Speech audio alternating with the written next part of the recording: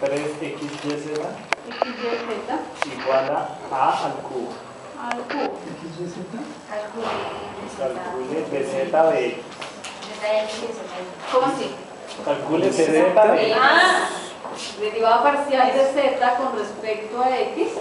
Y también Derivada parcial de z con respecto a y. Dense cuenta qué es lo que les están dando. Al final me están diciendo x y y. Debo llegar a eso, porque esa es la pregunta. ¿Listo? Eso significa que aquí lo que tengo es lo siguiente. Yo tengo x, y y z. Ahí está mi función f de x y de z. ¿Sí? ¿Sí? Esta depende de estas tres. Pero en particular, se encuentra lo siguiente. Z depende de x y de y. ¿Sí? ¿No más? Hasta ahí. ¿Listo?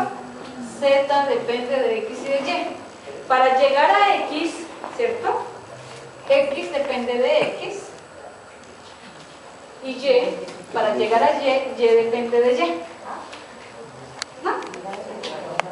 ¿Listo? ¿Sí? ¿Vamos a ir? Eso significa que yo aquí debo tener también una función que pueda igualar a 0 como en el caso anterior. ¿Listo? Entonces, ¿cómo llegamos a x? ¿Por derivadas qué?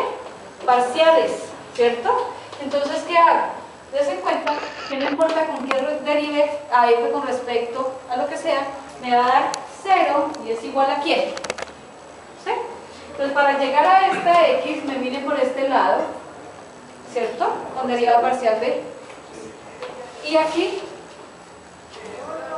bueno, ¿sí?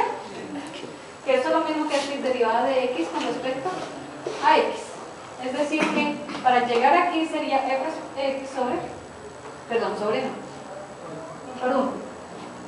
Ya estoy haciendo otras cosas. O, ¿cierto?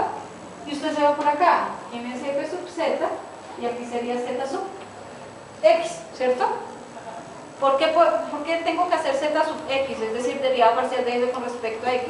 Porque z depende de x y de y. Entonces, por ese lado me quedaría derivada parcial de f con respecto a z por z, derivada parcial de z con respecto a x. ¿Listo? ¿Ya? ¿Listo? Me preguntan quién es esta, es decir, z sub x. ¿No? La despejo. ¿Qué me queda? Menos f sub x sobre y sub z es mi z de x. ¿Sí? Recuerden que en este no importa contra quién está derivando, es igual a 0 la derivada de 0, 0. Por eso lo igualo a 0. ¿Sí? No importa.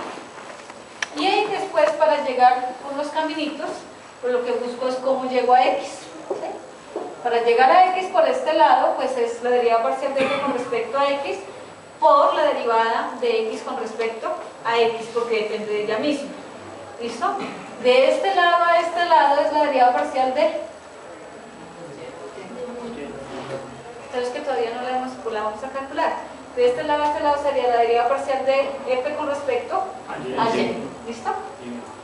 Y de aquí a acá, derivada de y con respecto a y. 1.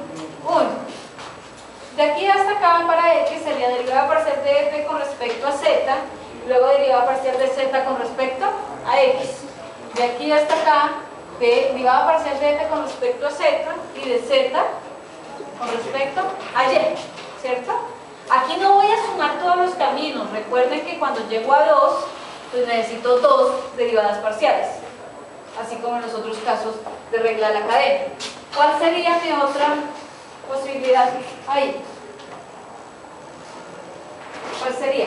Sí. Entonces, ¿llegar a quién? A y. Entonces, 0, ¿cierto? Porque no me importa con quién esté derivando, estoy derivando a 0 con respecto a lo que sea, me va a dar 0. ¿Se vieron? ¿Listo? Y entonces, ¿qué sigue? Entonces, ¿cómo que f en y por 1 más f en z por zy?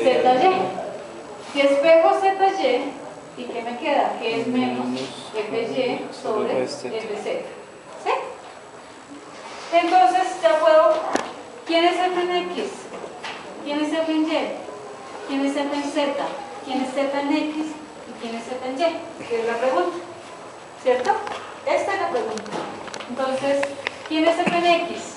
Derivada con respecto a x, 0. ¿Y esto de acá? Menos 3y z. Recuerden que si estoy derivando una función con respecto a una variable, las otras se comportan como constantes. Exactamente. ¿Listo? Aquí vamos. Listo. Derivada parcial de y con respecto, perdón, de f con respecto a y. Constante 0 menos 3xz. Derivada parcial de f con respecto a z. 3z cuadrado. Y esto sería constante. ¿Sí? Ahora sí, ¿quién es derivada parcial de f con respecto a x?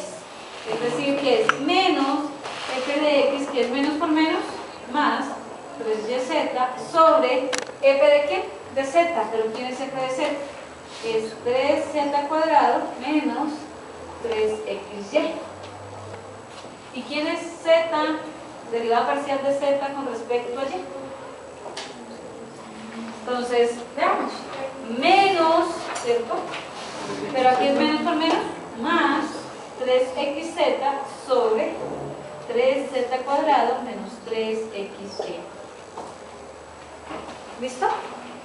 Entonces, es el mismo, lo mismo que se hizo, solo que hay que tener en cuenta que esa otra variable z depende también de x y de y. ¿Listo? ¿Vieron cómo construir de abajo hacia arriba? Pero también a veces se construye sencillamente con la información. Usted mira la ecuación y se da cuenta que aquí usted está igualando ¿a quién? A 0, ¿cierto? Que prácticamente lo que está teniendo es una derivación implícita, que si puede igualar a 0, porque su z, que sería su tercera coordenada, está en términos de x y no puede despejar la z, significa que es derivación implícita. Si usted tiene x y la ecuación, y no puede despejar la y directamente, significa que lo que tiene es derivación implícita. ¿Listo? En el caso anterior que teníamos un logaritmo, ¿cierto? Ustedes no podrían decir y es igual a tal cosa en términos de x, ¿o sí?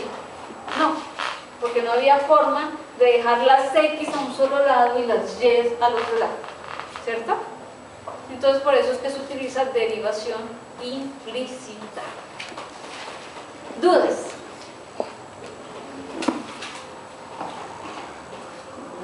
No se me traumatice, pregunta.